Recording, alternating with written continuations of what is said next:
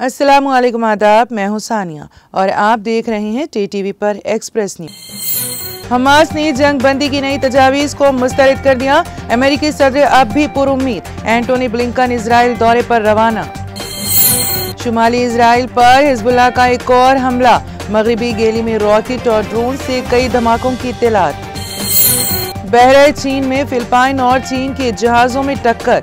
Beijing का जानबूझकर टकराने का इल्जाम। चीन और फिलिपाइन के दरमियान एक नया तनाज़ा हुआ खड़ा। चीन का फिलिपाइन पर इल्जाम। जुनूबी बहरे चीन में उसके जहाज ने जानबूझकर बीजिंग के जहाज को मार दी टक्कर।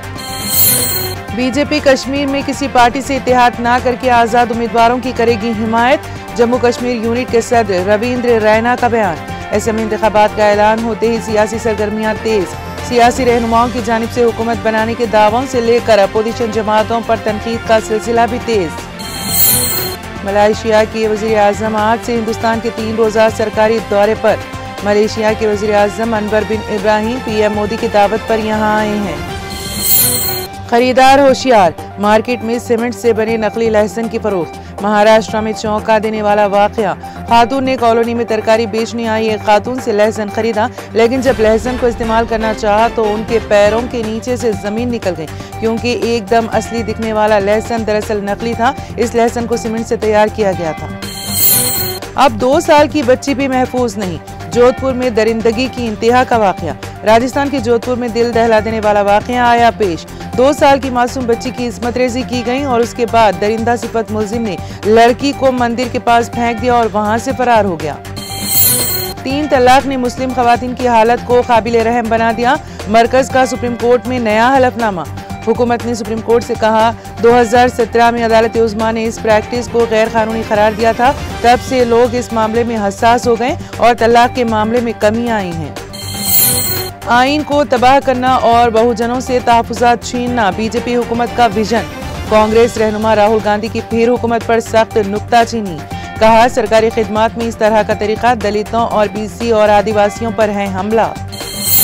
तेलंगाना में रक्षाबंधन जोशो खरोश से मनाया गया। राखियां बेचने वाली दुकानें और मिठाई की दुकानें हैदराबाद और रियासत के दीगर मुकामात पर पिछले कुछ दिनों से तेजी से कर रही है कारोबार। दुकानों पर अवाम का हुजूम। दीपा दास, मुंशी और सितक्का ने सीएम रेवंत रेड्डी को बांधी राखी। पिछले साल की तरह सितक्का ने जुबली हिल्स में चीफ मिनिस्टर की रिहायशगाह का किया दौरा। राखी बांधी और बदले में उनका आशीर्वाद किया हासिल और उन्हें मिठाई पेश की।